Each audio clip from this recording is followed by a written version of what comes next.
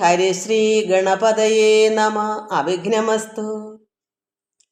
ഓം നമോ ഭഗവതേ വാസുദേവായ. ശ്രീകൃഷ്ണ പരമാത്മനേ നമ. എല്ലാ ദൈവമക്കൾക്കും എൻ്റെ വിനിതമായ പ്രണാമം. എല്ലാവർക്കും ശാന്തിയും സമാധാനവും എല്ലാ നന്മകളും ഈശ്വര കൃപയും ഉണ്ടാകണമെന്ന് പ്രാർത്ഥിക്കുന്നു. നമുക്കതിനുവേണ്ടി അഹിംസ പരമോധർമ്മ.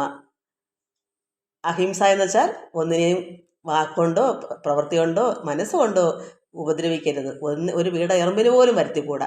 അത് മനസ്സുകൊണ്ടും ആയിക്കൂടാ, പ്രവൃത്തി കൊണ്ടും ആയിക്കൂടാ, വാക്കുകൊണ്ടും ആയിക്കൂടാ. മനസ്സ വാച കർമ്മണ, ഈ മൂന്ന്. അപ്പോൾ അഹിംസ എന്നുള്ളത് യഥാർത്ഥം എല്ലാം അതിൽ ഉൾക്കൊള്ളും. അപ്പോൾ ഒരു പാപകർമ്മങ്ങൾ നമുക്ക് പിന്നെ ഉണ്ടാവത്തില്ല. എപ്പോഴും ഈ അഹിംസ തന്നെയാണ് മനസ്സുകൊണ്ട് ചിന്തിച്ചുകൊണ്ടിരിക്കണം. അങ്ങനെ അതാണ്. അപ്പം ഇതിനെപ്പറ്റി നമുക്കിന്ന് പറയാനുള്ള, കഴിഞ്ഞ പ്രാവശ്യം ഞാൻ അഹിംസ പരമോധർമ്മ പറഞ്ഞത് ഈ കാണായതെല്ലാം അനാത്മാവാണ്, അതായത് ആത്മാവല്ല. ആത്മാവിൻ്റെ ഓപ്പോസിറ്റാണ് അനാത്മാവ്. കാണുന്നത് എന്തുണ്ടെങ്കിലും, എന്ത് നമ്മൾ ഈ പുറം കണ്ണുകൊണ്ട്, അതായത് ഈ ബാഹ്യമായ നേത്രം കൊണ്ട് കാണുന്നതൊക്കെയും അനാത്മാവാണ്, ആത്മാവല്ല എന്നാണ് നമ്മൾ പഠിച്ചത്. എന്നാൽ അതിനെല്ലാം കാണാനൊരു സാക്ഷി നമ്മളെല്ലാ ജീവജാലങ്ങളുടെ ഉള്ളിലുണ്ട്. പരമാത്മാവാകുന്ന സാക്ഷി എല്ലാ ജീവജാലത്തിൻ്റെ ഉള്ളിലുണ്ട്. അതാണ് ഇതിനെയൊക്കെ കാണുന്നത്. ആ സാക്ഷിയാണ്, ആ പ്രകാശമാണ് നമ്മുടെ എല്ലാവരുടെ ഉള്ളിലുണ്ട്. എന്നിട്ട് നമുക്ക് അതിൻ്റെ ബാക്കി നമുക്ക് ഇന്നെന്താന്ന് നോക്കാം. അറിയപ്പെടുന്നത് അനാത്മാവും അറിവായി വിളങ്ങുന്നതാത്മാവും. അപ്പോൾ അറിയപ്പെടുന്നത് നമ്മളെല്ലാം ഇതൊക്കെ ഇന്നതാന്നൊക്കെ നമ്മൾ അറിയുന്നു, അതൊക്കെയാണ് അനാത്മാവ്, ആത്മാവല്ല. എന്നാൽ ഇവിടെ ആത്മാവ് എന്താണ്? അറിവായി വിളങ്ങുന്നതാണ്. നമ്മൾ അറിയുമ്പോൾ എന്താ അറിയുന്നത്? ആത്മാവിനെ നമ്മൾ അറിയും, രുചിച്ചറിയും. ഈ ആനന്ദാനുഭൂതി നമ്മൾ മനസ്സിലാക്കി അതിനെ അറിയുക, അത് അറിയാനേ പറ്റൂ, അത് കാണാൻ പറ്റില്ല. അപ്പോൾ അറിവായി വിളങ്ങും. ഇത് യഥാർത്ഥ ജ്ഞാനി ഇതെല്ലാം മനസ്സിലാക്കി ഉള്ളിൽ ആ സാക്ഷിയെ കണ്ടെത്തും. അപ്പോൾ ആ സാക്ഷി നമ്മളെ ഉള്ളിലുണ്ടെന്ന് എല്ലാവരുടെയും ഉള്ളിലുണ്ട്, പക്ഷേ അത് അറിയാതെ കിടക്കുന്നു. ആരും അതിനെ തിരിച്ചറിയുന്നില്ല, ആർക്കും അതിന് ഇഷ്ടമില്ല അറിയാൻ. സാധാരണക്കാർ ഒരുപാട് പേർക്ക് ഒരു 100ന് 1 പോലും ഇല്ല അറിയാൻ ഇഷ്ടമുള്ളവർ. എല്ലാവരും ഒരേ രീതി തന്നെ മുമ്പോട്ട് പോകുന്നു. അല്പഭക്തിയൊക്കെ പ്രയോഗിച്ചൊക്കെ പോകും, പക്ഷേ ഉള്ളിലിരിക്കുന്ന സാക്ഷിയെ കണ്ടെത്താൻ ആർക്കും താല്പര്യമില്ല, അതിന് മെനക്കെടാറില്ല. പക്ഷേ ആ സാക്ഷിയാണ് ഈ എല്ലാത്തിനെയും കാണുന്നത്. അത് ആ പരമാത്മ ചൈതന്യ വസ്തുവാണ് നമ്മളെല്ലാം ഉള്ളിലെല്ലാം ഉള്ളത്. അതുകൊണ്ട് ആ അറിവായി വിളങ്ങുന്നതാണ് ആത്മാവ്. അപ്പോൾ ആത്മാവ് എന്ത് ചെയ്യും? നമുക്ക് കാണാൻ പറ്റില്ല, പക്ഷെ വിളങ്ങും. നന്നായി അകവും പുറവും ശോഭിക്കും, അത് തിളങ്ങും. അതാണ് ആ പരമാത്മ ചൈതന്യം. അതിനെ നിങ്ങൾ എങ്ങനെ അതിനെ അറിയുകയാണ് ചെയ്യുക. അതിന് നമുക്ക് അതാണ് ഗുരുദേവൻ പറയുന്നത്, നാം ശരീരമല്ല അറിവാകുന്നു. ആ അറിവ്, അത് അറിയുക എന്നതാണ്. അതിനെ മനസ്സിലാക്കുന്നത് എങ്ങനെ? അറിയുന്നതാണ്. അറിഞ്ഞാണ് അതിനെ മനസ്സിലാക്കുന്നത്, അനുഭവത്തിൽ. കാരണം ഇതിന് ഉദാഹരണം ശർക്കര. നമ്മൾ എങ്ങനെ അതിന് മധുരം ഉണ്ടെന്ന്, നമ്മൾ ആനന്ദ രൂപമാണ്, അമൃതാണ്, തേനാണെന്നൊക്കെ നമ്മൾ പറയും, പക്ഷേ അത് പറയാനേ പറ്റും. അത് അനുഭവിച്ച് അറിയുന്നത് എങ്ങനെയാണ്? ശർക്കര മധുരമാണെന്ന് നമ്മൾ പറഞ്ഞ് ഇരിക്കുന്നു. അതുകൊണ്ട് എല്ലാവർക്കും അറിയാം ശർക്കര മധുരമാണെന്ന്. പക്ഷെ അതൊന്ന് നാക്കിലിട്ടാൽ അതിൻ്റെ അനുഭവം കൂടെ നമുക്ക് മനസ്സിലാവും, അറിയും. അതാണ് അറിവ്. അതുപോലെ നമ്മുടെ ഉള്ളിൽ ഒരു സാക്ഷിയാകുന്ന ഒരു തേനുണ്ട്, ഒരു സത്തുണ്ട്, സാക്ഷി. ആ ആനന്ദ സ്വരൂപാരി, ആ അമൃത്. ആ അമൃതിനെ നമ്മൾ രുചിച്ച്, ഈ മധുരമാണെന്ന് ശർക്കരയ്ക്ക് എങ്ങനെ മനസ്സിലാക്കുന്നു, അതുപോലെ ഈ അമൃതിൻ്റെ രുചി നമ്മൾ മനസ്സിലാക്കുക, അറിയുക. അതാണ് അറിവാണ് ഈശ്വരൻ. അതിനെ അറിയുമ്പോൾ ആ പരമാത്മ ചൈതന്യത്തെ നമ്മൾ അറിയും. അത് പ്രകാശം, അതെല്ലാം അകവും പുറവും തിളങ്ങും. അറിയുമ്പോൾ എന്ത് വരും? അത് ആനന്ദ സ്വരൂപമായിരുന്ന ആ പ്രകാശം, അത് അത്രമാത്രം അമൃതാണ് നമ്മൾ മനസ്സിലാക്കും. അതുകൊണ്ടാണ് അറിയപ്പെടുന്നതെല്ലാം അനാത്മാവാണ്. ആത്മാവ് എന്ത് വരും? അത് തിളങ്ങും. അറിയപ്പെടുന്നത് അനാത്മാവും അറിവായി വിളങ്ങുന്നത് ആത്മാവും. അറിവിന് ഇത്രയും മതി. ഇതിനെ മനസ്സിലാക്കി രുചിച്ചറിയാൻ അറിവിന് ഇത് മതി. തത്വങ്ങൾ എണ്ണി നീ അറിയാതെ തിരിയാതെ, കാരണം തിരക്ക് നടക്കുമെന്ന് എല്ലാവരും. ഇതെവിടെ കിട്ടുമെന്ന് അറിയാൻ. കാരണം ഇത് രുചിച്ചറിയണമെന്ന് ചിലരുടെ ഉള്ളിലുണ്ട്, പക്ഷെ അവർക്ക് അനുഭവിക്കാനോ ഇതെടുക്കാനോ ഉള്ള കഴിവില്ലാത്തതുകൊണ്ട് അവരെന്ത് ചെയ്യും? ഉള്ളിലിരിക്കുന്ന ആ പരമാത്മാനെ തിരിച്ചറിയാൻ ഇങ്ങനെ ഇരിക്കുന്ന ഒരു വസ്തുവാണ്. അതിനെ അറിയാത്തതുകൊണ്ട് എല്ലാവരും എവിടേക്കോ തിരയുന്നു. അവിടെ തിരിയാതെ വലയാതെ വട്ടത്തിൽ നമ്മൾ എവിടേക്കോ കറങ്ങി സഞ്ചരിക്കുന്നു. എവിടെ പോയാലാ ഈ ആനന്ദം അനുഭവിക്കാൻ പറ്റുന്നതെന്ന് കരുതി ഒരുപാട് സ്ഥലങ്ങളിലേക്ക് തിരിഞ്ഞ് വട്ടത്തിൽ കിടന്ന് കറങ്ങുക ജനങ്ങൾ. പക്ഷേ നമ്മുടെ തന്നെ ഉള്ളിലിരിക്കുന്ന ഒരു വസ്തുവാണ്. ആ നിഷ്കള പരബ്രഹ്മം നമ്മുടെ ഉള്ളിലുണ്ട്. ആ സാക്ഷിയാണ്. ആ സാക്ഷി നമ്മൾ കണ്ടെത്തുന്നതിന് എന്ത് മാർഗ്ഗമാണ് വേണ്ടേ? ഈ ഭാഗവതവും ഇതൊക്കെ തന്നെയാണ്. എന്താ, ഇതെല്ലാം നന്നായി ആത്മാർത്ഥമായി പ്രാർത്ഥിച്ചും കൊണ്ട് ഭഗവാന്റെ കീർത്തനങ്ങൾ ആലപിച്ചു അകമഴിഞ്ഞ ഭക്തിയോടുകൂടിയും സജ്ജന സംസർഗത്തിൽ കൂടിയും സൽപ്രവൃത്തിയിൽ കൂടിയും ഇങ്ങനെ ആനന്ദാനുഭൂതി വന്നു വരുമ്പോൾ ഇതെല്ലാം നമ്മുടെ ഉള്ളിൽ ഭഗവാന്റെ കൃപയും കൂടെ ഇങ്ങോട്ട് വരുമ്പോൾ, അത് ഭക്തി വർദ്ധിച്ച് വർദ്ധിച്ച് വർദ്ധിച്ച് കിടന്ന് ഉരുണ്ട് കരയുമ്പോൾ, നിലവിളിച്ച് ഉരുളുമ്പോൾ, എല്ലാം കൂടെ വരുമ്പോഴാണ് ആ പരമാത്മ ചൈതന്യത്തെ നമുക്ക് ഉൾക്കൊള്ളാൻ കഴിയൂ. അത് നമ്മുടെ ഉള്ളിലുണ്ടെന്ന് അപ്പോൾ നമ്മൾ തിരിച്ചറിയും. അതിനുവേണ്ടി നമ്മൾ എവിടെയെങ്കിലും കറങ്ങിയാൽ കിട്ടുമോ? അവിടെ തിരിയാതെ എവിടെയെങ്കിലും വട്ടത്തിൽ കിടന്ന് കറങ്ങണ്ട. ഇതാണ് ഇതിൽ പറയുന്നത്. നമ്മുടെ ഉള്ളിൽ തന്നെ ഇരിക്കുന്ന ആ ചൈതന്യത്തെ, ആ ആത്മസ്വരൂപത്തെ, ആ ആനന്ദമായിരുന്ന ആ അമൃതിനെ നമ്മൾ രുചിച്ചറിയാൻ, അനുഭവത്തിൽ കൂടെ കൊണ്ടുവരാൻ, അപ്പോൾ നമ്മുടെ അകവും പുറവും തിളങ്ങും. അതാണ് ഗുരുദേവൻ പറയുന്നത്, നാം അറിവാകുന്നു, നാം ശരീരമല്ല, നമ്മളിരിക്കുന്ന ഒരു ഞാനുണ്ട്. ആ ഞാൻ അത് അറിവാണ്, ആ അറിയുന്നതാണ് ആ പരമാത്മ തത്വം.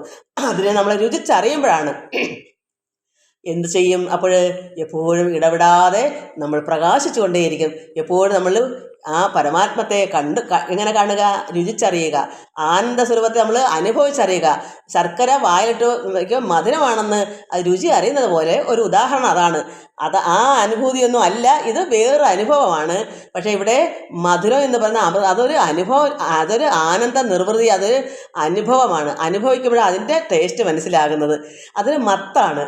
അതായത് ഇവിടെ എന്താ പറയുക, ഈ ലഹരിയൊക്കെ കഴിച്ചവരൊരു മത്ത് പിടിക്കുന്നതിൻ്റെ വേറൊരു അനുഭവമാണ്. ഇതൊരു മത്താണ്. അതിന് അവിടെ ഒന്നുകൂടെ പറഞ്ഞുതരാം. കുപ്പയെ എണ്ണിയിട്ടു കാര്യമില്ല. കുപ്പ എന്നാൽ നമ്മൾ ഒരുപാട് കുപ്പ ഇങ്ങനെ വാരിക്കൂട്ടും. അതിനകത്ത് കുപ്പയെ എണ്ണിയിട്ട് എന്തെല്ലാം കുപ്പ അതിലുണ്ട്, ഇന്ന കുപ്പ അതൊക്കെ ഉണ്ട്, നമ്മൾ ഇങ്ങനെ തൂത്ത് വാരി കൂട്ടി വെച്ചൊന്ന് കൂട്ടിക്കും. എന്നിട്ട് കുപ്പയിലുള്ള ഒരു രത്നത്തിനെ, ആ കുപ്പയ്ക്കകത്തൊരു രത്നമുണ്ട്. അത് പക്ഷേ കുപ്പയുടെ അഴുക്കൊക്കെ കൊണ്ടുവരുമ്പോൾ അത് മറഞ്ഞിരിക്കും, തിളങ്ങാതിരിക്കും ആ രത്നത്തിന്. പക്ഷെ അത് രത്നത്തിനെ നമ്മൾ തിരിച്ച് കണ്ടെത്തി എടുക്കണം. അതുകൊണ്ട് കുപ്പയെ എണ്ണിയിട്ടു കാര്യമില്ല. കുപ്പയിലുള്ളൊരു രത്നത്തിനെ എപ്പോഴും കണ്ടു സുഖിച്ചിരുന്നിടു നീ. തൻപദമായത് അത് പരമാത്മാവാണ്. ആ എപ്പോഴും കണ്ട് സുഖിച്ചിരിക്കണം. ഈ കുപ്പ എന്നുള്ള ഉദ്ദേശിച്ചത് സാധാരണ ഈ പറഞ്ഞ കുപ്പയൊന്നും അല്ല. നമ്മളിവിടെ ഇതൊരു ഉദാഹരണം തന്നേക്കുന്നത്, ഇവിടെ രാമായണം വായിക്കും, അടിക്കടിക്ക് പുസ്തകങ്ങളിങ്ങനെ ഗ്രന്ഥങ്ങളിരിക്കും. എന്തിനാ? ഈ ആത്മസാക്ഷാത്കാരത്തിനെ നേടാൻ വേണ്ടി ഇടവിടാതെ ഈ ബൈബിൾ അങ്ങോട്ട് എടുക്കും, വായിക്കും, നിർത്തും. അത് കഴിഞ്ഞിട്ട് അടുത്ത പുരാണം എടുക്കും, എന്താ ഭഗവത്ഗീത എടുക്കും, അതും വായിച്ചങ്ങോട്ട് വയ്ക്കും. അടുത്തത് ഭാഗവതം, ഇനി അതും വായിക്കും. എല്ലാം വായിച്ച് പഠിക്കുന്നുണ്ട്, പക്ഷേ ഉള്ളിലൊന്നും ചെന്നിട്ടില്ല. അതുകൊണ്ട് അടുത്ത എന്തെടുക്കും? രാമായണം. ഇങ്ങനെ ഓരോ ഗ്രന്ഥങ്ങളാണ് ഇവിടെ കുപ്പ എന്ന് ഉദ്ദേശിക്കുന്നത്. ഒരുപാട് ഗ്രന്ഥങ്ങളെല്ലാം ഇടപെടാതെ ഓരോന്ന് മാറി ദിവസം ഞാനിന്ന് എന്ത് ഗ്രന്ഥങ്ങളാണ് വായിച്ചത്? രാമായണം വായിച്ചു, ഞാനിന്ന് ഭാഗവതം വായിച്ചു, ഭഗവത്ഗീത വായിച്ചു, ബൈബിൾ വായിച്ചു, ഖുർആൻ വായിച്ചു, എല്ലാം ഞാനിന്ന് വായിച്ചു. എന്തൊരു കാര്യം, എത്രയും ഭാഗ്യം കിട്ടുന്നു. ഞാനും പണ്ടൊക്കെ പറയും, ഞാനിങ്ങനെ എന്നും നിത്യേന എന്താ വായിക്കുക? ലളിതാ സഹസ്രനാമം 3 ഞാൻ ചൊല്ലും. ലളിതാ സഹസ്രനാമം, പിന്നെ വിഷ്ണു സഹസ്രനാമം, ശിവസഹസ്രനാമം. അപ്പം ഇതുപോലെ എല്ലാവരും ഞാനിന്ന് ഇതൊക്കെ വായിച്ചു. പക്ഷെ വായിക്കാനേ പറ്റുന്നുള്ളൂ. പിറ്റേന്നും വായിച്ചേ പറ്റൂ. എന്താ കാരണം? കിട്ടാനുള്ളത് കിട്ടുന്നില്ല. രത്നത്തെ ഈ കുപ്പ എന്ന് ഉദ്ദേശിച്ച ഒരുപാട് ഗ്രന്ഥങ്ങൾ ഇങ്ങനെ വാരി കൂന കൂട്ടി അടുക്കടുക്ക് വച്ചിട്ടുണ്ട്. ഇതെല്ലാം ദിവസേന എണ്ണി പറക്കുന്നുമുണ്ട്. കുപ്പയെ എണ്ണിയിട്ടൊന്നും കാരണം കുപ്പയെ എണ്ണിയിട്ട് കാര്യമില്ല. നമ്മൾ രാമായണമുണ്ട്, ഭാഗവതമുണ്ട്, ഭഗവത്ഗീതയുണ്ട്, ഖുറാനുണ്ട്, ബൈബിളൊന്നും പറഞ്ഞിട്ടൊന്നും കാര്യമില്ല. കുപ്പയിലുള്ള രത്നത്തിനെ എപ്പോഴും കണ്ട് സുഖിച്ചു കൊണ്ടിടുന്നു. അപ്പോൾ അപ്പോൾ നമ്മൾ ഭാഗവതം വായിക്കുമ്പോൾ അതിൻ്റെ ചില സ്ഥലങ്ങളിൽ ഈ ആത്മാവിൽ നിർവൃതി അടയുന്ന ചില ഭാഗങ്ങൾ വരും. അപ്പോൾ ആ അനുഭൂതി നമ്മൾ അതിൽ കൂടെ ഇങ്ങനെ വായിക്കുന്നല്ല, ആ അനുഭൂതി നമ്മൾ ഉൾക്കൊണ്ടില്ലെങ്കിൽ പിന്നെ അതിന് എന്താ അർത്ഥം? ശർക്കരയ്ക്ക് മധുരം ഉണ്ടെന്ന് പഠിച്ചാൽ മതി. വലിയ ശർക്കരയ്ക്ക് മധുരം, പഞ്ചസാരയ്ക്ക് മധുരം, കാഞ്ഞിലൊക്കെ ഒരു കയ്പാണ്, ഇങ്ങനെ നോട്ട് പഠിച്ച് വെക്കുക. ഭാഗം വായിച്ച് എല്ലാ അറിവും കിട്ടി, പഠിച്ച് അറിവ് കിട്ടി. പക്ഷേ അറിഞ്ഞോ? ഉള്ളിലറിഞ്ഞോ? ശർക്കരയ്ക്ക് മധുരമാണെന്ന് നമ്മൾ തിന്നു നോക്കിയോ? ഇല്ല. പഞ്ചസാരയ്ക്ക് മധുരമാണ് തിന്നു നോക്കിയോ? തേനിന് മധുരമാണ് കുടിച്ചു നോക്കിയോ? ഇല്ല. അനുഭവം വന്നിട്ടില്ല. വായിച്ച് പഠിച്ചു നോട്ട് എഴുതി വെക്കാൻ പറ്റും. അതുപോലെയാണ് ഇന്ന് എല്ലാവരും എല്ലാ ഗ്രന്ഥവും ഈ കുപ്പ പോലെ ഒരുപാട് അടുക്കി പുരാണങ്ങൾ വെച്ചേക്കുക, ഗ്രന്ഥങ്ങളെല്ലാം ദിവസേന മറിച്ച് എല്ലാം നോക്കും. പക്ഷേ രത്നത്തിനെ കണ്ടെത്തിയിട്ടില്ല. പിന്നെ എങ്ങനെ മധുരമാണെന്ന് എങ്ങനെ അറിയാം? ഈ അമൃതം എന്താണെന്ന് അവരെങ്ങനെ അറിയും? അമൃതിൻ്റെ രുചി എന്താണെന്ന് എങ്ങനെ അറിയും? ഇവിടെ ശർക്കരയുടെ മധുരമൊന്നും അല്ല ഈ രുചി എന്ന് പറയുന്നത്. അതൊരു നിർവൃതിയാണ്, അത് ആനന്ദ ലഹരിയാണ്. അത് അങ്ങോട്ട് ചെല്ലുമ്പോൾ ഒരു എന്താ പറയുക, ഒരു മത്താണ്. പണ്ടൊക്കെ തേനും കുടിച്ചൊക്കെ മത്ത് പിടിച്ചിരിക്കുന്ന പോലെ ഒന്ന് ആടി മൂളിപ്പാട്ടും പാടി ഇങ്ങനെ പോകുന്ന പോലെ അതൊരു മത്താണ്, ലഹരിയാണ്. അപ്പോൾ പിന്നെ നമുക്ക് അതുകൊണ്ട് കിട്ടിയവന് ഏത് സമയത്തും ആ ലഹരിയിൽ ഇങ്ങനെ പരമാത്മാവിൻ്റെ ആ ഓരോ നാമങ്ങൾ ചൊല്ലി ഇങ്ങനെ നടക്കും. എവിടെ ലയം? പരമാത്മാവിലേക്കാ ലയം. എപ്പോഴും എന്താ നിർവൃതി, അത് മുടങ്ങാതെ ഇടപെടാതെ നമ്മളിലേക്ക് ഇങ്ങനെ ഒഴുകിക്കൊണ്ടേ ഇരിക്കുന്ന അമൃതധാര. അത് അനുഭവിക്കുമ്പോഴാണ് നമ്മളെ അകവും പുറവും വിളങ്ങുന്നത്. ആ തിളക്കം നമുക്ക് കിട്ടണമെങ്കിൽ നമ്മൾ അനുഭവിച്ചറിയണം. അല്ലാതെ ഇത് വായിച്ചിട്ട് ഒരു കാര്യമില്ല. അതുകൊണ്ടാണ് പറഞ്ഞത് കുപ്പയെ എണ്ണിയിട്ട് കാര്യമില്ല. ഞാൻ ഇന്നതെല്ലാം വായിച്ചു, ഭഗവത്ഗീത വായിച്ചു, പിന്നെ എന്തു പറയുക, രാമായണം വായിച്ചു, എല്ലാവരും പറഞ്ഞു ഞാൻ ഇത്രയെല്ലാം വായിച്ചു, എന്ത് മിടുക്ക കാണിക്കുക, ഞാൻ എന്ത് നേട്ടമാ, ഇങ്ങനെ ആരെങ്കിലും ചെയ്യാറുണ്ടോ, ഞാൻ വലിയ പണ്ഡിതനെന്നൊക്കെയാ ഭാവം. പക്ഷേ കിട്ടേണ്ടുന്ന സത്ത് കിട്ടിയോ? ഇതിലൊരു സത്തുണ്ട്. ആ സാക്ഷിയായിട്ട് അതിനകത്ത് ഇരിക്കുന്ന സത്തിനെ നമ്മൾ ഉൾക്കൊള്ളുമ്പോഴാണ് നമ്മൾ അതിൻ്റെ അനുഭവം, എന്താണ് അതിൻ്റെ രുചി എന്ന് നമ്മൾ ആനന്ദം അനുഭവിക്കുന്നത്. അത് നമ്മൾ വായിക്കുമ്പം തന്നെ നമുക്ക് ആനന്ദം ഉണ്ടാകും. അപ്പോൾ നമ്മൾ അറിയാതെ ഗൽഗതം പെട്ടു പോകും, നമ്മൾ അറിയാതെ കരഞ്ഞു പോകും. പിന്നെ ആരോരും ഇല്ലാത്ത സമയത്ത് നമ്മൾ ഒറ്റയ്ക്കിരിക്കുകയാണെങ്കിൽ നന്നായി ഏങ്ങി കരയും. പക്ഷെ നമ്മൾ ഒരാൾക്കൊന്ന് പറഞ്ഞു കൊടുക്കുമ്പോൾ നമ്മൾ ഓർക്കാപ്പുറത്തൊന്ന് കരഞ്ഞു അത്രയേ ഉള്ളൂ. പക്ഷെ അങ്ങനല്ല, അത് അത്രമാത്രം ആഴത്തിൽ ഇറങ്ങുമ്പോഴാണ് നമ്മൾ അയ്യോ എന്തൊരു ആനന്ദം എന്നറിയാമോ. അപ്പോൾ അത് നമുക്ക് സംഭവിച്ചിട്ടില്ല എങ്കിൽ ഈ വായിച്ചുകൊണ്ട് ഈ എണ്ണിയിട്ട് എന്താ കാര്യം? ഈ ഗ്രന്ഥങ്ങളെല്ലാം എണ്ണി പറക്കിട്ട് എന്താ കാര്യം? അതിൻ്റെ സത്ത് നമുക്ക് കിട്ടണ്ടേ? അതായത് തേനീച്ച ഒരുപാട് പുഷ്പങ്ങളിൽ ഇന്ന് ഒരു തേനിനുള്ള പുഷ്പങ്ങളിൽ ഒന്ന് അതിൽപ്പറ്റി, അടുത്ത വേറൊന്നിനെ പറ്റി ഇങ്ങനെ. പക്ഷേ ഈ എന്തിലൊക്കെ ഏതെല്ലാം പുഷ്പങ്ങളാണെന്ന് ആ തേൻ കുടിക്കുന്ന വണ്ട് തിരക്കാറില്ല. ചെമ്പരത്തിയാണോ, തെറ്റിയാണോ, പിന്നെ റോസയാണോ, ഒന്നും ഇതെന്ത് പുഷ്പമാണ്, അതിന് ഭംഗിയുണ്ടോ, ഒന്നും നോക്കത്തില്ല. അത് ചെല്ലുക, തേനകത്തോട്ട് ചെല്ലുക, തേന് എടുക്കുക. അതുപോലെ നമ്മൾ ഇതിൻ്റെ എല്ലാ ഗ്രന്ഥത്തിലും ഈ തേനുണ്ട്, സത്തുണ്ട്. അതങ്ങോട്ട് എടുക്കുമ്പോഴാണ് നമുക്ക് ലഹരി കിട്ടുന്നത്. മത്ത് പിടിക്കുന്നത് എങ്ങനെയാ? തേൻ കുടിച്ച് വണ്ട് മത്ത്. അല്ലെങ്കിൽ ഈ ലോകത്ത് ഈ കുടിയന്മാർ എന്താ പറയുക, ഈ ലഹരി മരുന്ന് കുടിച്ചിട്ട് ഇങ്ങനെ മയക്കുമരുന്ന്, അത് വേറൊരു അവസ്ഥ. അവർ ലക്കാലാണെന്ന് കറങ്ങിയടിച്ച് വീഴുന്നു. പക്ഷേ അത് കുറേ നാൾ കഴിയുമ്പം തനിയെ അത് എന്തായി മാറും? ഈ ലോകത്തിൽ മത്ത് കുടിച്ചാൽ നശിച്ചു പോകും. പക്ഷേ നമ്മുടെ ആത്മീയമായിരിക്കുന്ന ഈ ഗ്രന്ഥത്തിൽ നിന്നുണ്ടാകുന്ന ആ സത്ത് എടുത്താൽ നമുക്ക് ദിവസം ചെല്ലുന്തോറും ആനന്ദം കൊണ്ട് നമ്മുടെ ഹൃദയം നിറഞ്ഞു പൊട്ടുമ്പോൾ നമുക്ക് എന്തുവരും? നമുക്ക് രോഗങ്ങളെല്ലാം ഉണ്ടെങ്കിൽ മാറിപ്പോകും. മറ്റേ ഈ ലോകത്തിറങ്ങുന്ന മത്ത് കുടിച്ചാൽ എന്ത് വരും? രോഗിയായി തീർന്നിട്ട് വല്ല ക്യാൻസറൊക്കെ പിടിച്ച് വഴി കിടന്ന് മഴയത്തും ഏത് തുപ്പലിലും ഛർദിലും എല്ലാം കിടന്ന് ഉരുള്. ഇങ്ങനെയാണ് അവരുടെ മത്ത്. പക്ഷെ നമ്മൾ ആനന്ദലഹരിയിൽ മുഴുകുമ്പോൾ, ആ അമൃതം നമ്മളിലേക്ക് വരുമ്പോൾ നമ്മൾ ജീവൻ തുടിക്കും, നമ്മുടെ ഉള്ളം തുടിച്ച് വരും. അപ്പം നമ്മുടെ ഹൃദയം എല്ലാം വികസിക്കും, നാഡീ ഞരമ്പുകളെല്ലാം പുതിയ രക്തങ്ങളിങ്ങനെ ഒഴുകിക്കൊണ്ടിരിക്കുക. എന്താ കൃപ, അത് ഒഴുകുമ്പോൾ നമുക്ക് എവിടെയെങ്കിലുമൊക്കെ സ്വല്പം എന്തെങ്കിലുമൊക്കെ മിസ്റ്റേക്ക് ഉണ്ടെങ്കിൽ അതെല്ലാം തീരും, നമുക്ക് അസുഖങ്ങളൊക്കെ അങ്ങ് മാറും. എപ്പോഴും ഇങ്ങനെ ലയിച്ചിരുന്നാൽ അവിടെ പിന്നെ അസുഖം ഉണ്ടാവുമോ? ഒന്ന് ആലോചിച്ച് നോക്ക്. നമ്മൾ ഇത് എപ്പോഴും നിർവൃതിയായിട്ട് ഇങ്ങനെ ഇരുന്ന് പറഞ്ഞുകൊണ്ടിരിക്കുമ്പോൾ നമുക്ക് ഒരസുഖമില്ല.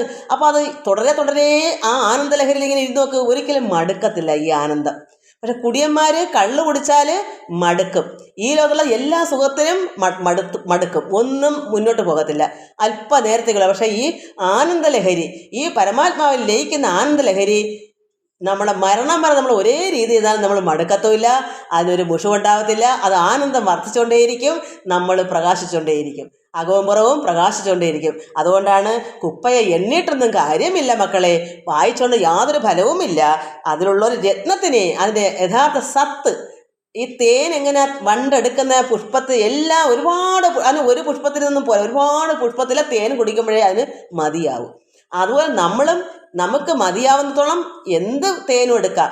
ഭാഗവതത്തിലെ തേൻ വേണോ അതെടുക്കാം, പിന്നെ ഭഗവത്ഗീത വേണോ അതെടുക്കാം, രാമായണത്തിലെ വേണോ അതിലും ഉണ്ട് തേൻ. എല്ലാ ഗ്രന്ഥത്തിലും ഈ പുഷ്പത്തിലെ തേൻ പോലെ എല്ലാത്തിലുണ്ട്. നമ്മൾ അതെടുത്ത് രുചിച്ചറിയണം, അത് അനുഭവത്തിൽ വരുത്തണം. അതുകൊണ്ടാണ് ഇവിടെ പറയുന്നത് കുപ്പയെ എണ്ണിയിട്ടൊന്നും കാര്യമില്ല, വായിച്ചുകൊണ്ട് യാതൊരു ഫലവുമില്ല. ആ കുപ്പയിലുള്ളവർ, ആ ഗ്രന്ഥത്തിലുള്ളൊരു രത്നം എപ്പോഴും കണ്ട് സുഖിച്ചിരിക്കണം. എന്തായി സുഖം?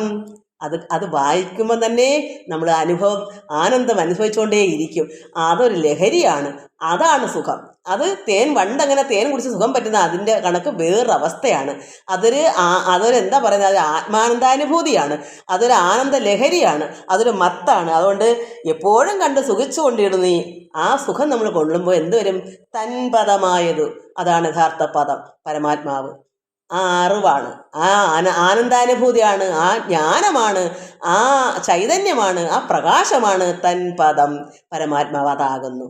അത് നമ്മുടെ ഉള്ളിൽ വരുമ്പോൾ അത് നമുക്ക് ഈ നിർവൃതി അടയാനൊക്കെ നമ്മളെല്ലാം ആനന്ദമായി. അത് ആനന്ദമാണല്ലോ പ്രകാശം, അവിടെ സന്തോഷമാണല്ലോ, അവിടെ ദുഃഖമില്ലല്ലോ, എപ്പോഴും പരമാനന്ദത്തിൽ ലയിച്ചിരിക്കുന്ന ഒരു അവസ്ഥയാണല്ലോ. അപ്പോൾ നമുക്ക് എന്തുവരും? തൻപദമായതോ ജ്ഞാനപ്പെണ്ണെ. ആ അറിവ് നമ്മളിലേക്ക് ഇങ്ങനെ ഒഴുകിക്കൊണ്ടേയിരിക്കും. ആ അമൃതധാര അത് ഇങ്ങനെ അപ്പോൾ എപ്പോഴും നമുക്ക് എന്താ വരും? ആനന്ദലഹരിയായിരിക്കും. അത് 24 മണിക്കൂറും നമുക്ക് അങ്ങനെ ഇരിക്കാം. ഒരിക്കലും ഇതിന് മടുപ്പ് വരത്തില്ല. ഇത് എത്ര കിട്ടിയാലും അതിങ്ങനെ ഇറങ്ങിക്കൊണ്ടേയിരിക്കും. അതിന് എത്ര ലോകത്തുള്ള മറ്റെന്ത് കിട്ടിയാലും നമ്മൾ മടുക്കും. നല്ല വിഭവസമൃദ്ധ ആഹാരം കഴിച്ചാൽ മടുക്കും, ഭോഗസുഖങ്ങൾ എന്തായാലും മടുക്കും.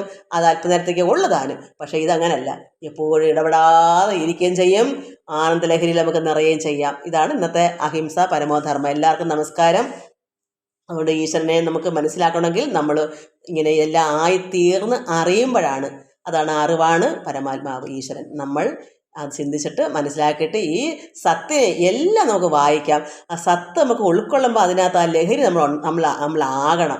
ആ ലഹരി നമ്മളിലേക്ക് ഇറങ്ങി ചെല്ലണം. അതിന് നമ്മൾ ഭക്തി വർദ്ധിക്കുകയും ആ ലഹരി അങ്ങോട്ട് ഇറങ്ങി ചെന്ന് ഇഴിഞ്ഞിറങ്ങണം. പരമാനന്ദ അമൃതം പാനം ചെയ്ത് അലസാതെ പരമാനന്ദമോടെ വസിക്കും കിളിപ്പെണ്ണെ. എന്താ കാരണം? ആ പരമാനന്ദ അമൃതം അങ്ങോട്ട് ഇഴിഞ്ഞങ്ങോട്ട് ഇറങ്ങുമ്പോൾ നമുക്ക് അലസതയൊക്കെ മാറിയിട്ട് ആനന്ദാനുഭൂതി അനുഭവിക്കണം. അത് എല്ലാ ഗ്രന്ഥത്തിലും ഉണ്ട്, എല്ലാത്തിലും സത്തുണ്ട്. അതുകൊണ്ടാണ് അത് പാകത്തിനകത്ത് അത് തന്നെയാണ് എല്ലാത്തിലും കൊടുത്തേക്കുന്നത്. എല്ലാവർക്കും നമസ്കാരം. ഹരി ഓം, ഹരി ഓം, ഹരി ഓം.